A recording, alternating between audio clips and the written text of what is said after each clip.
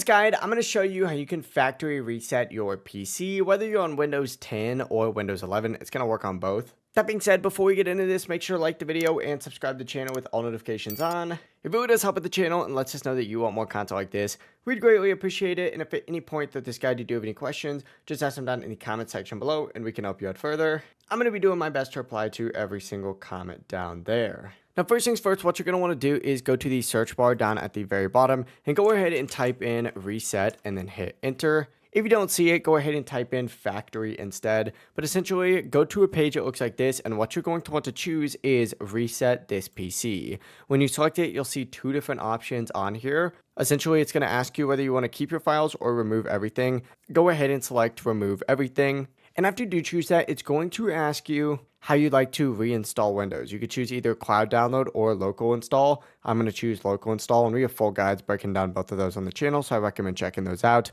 But review the options, click next, and then confirm to begin the reset. Your PC is now going to remove everything and reinstall Windows automatically, but that is it. Your PC will be fully factory reset once the process does finish. If this video did help you out, make sure to like the video and subscribe to the channel with all notifications on. If it really just helps out, lets us know that you want more content like this. We have a ton of tutorials here on the channel, so make sure to check those out. If you do find something useful, let us know. Have a great rest of your day, though.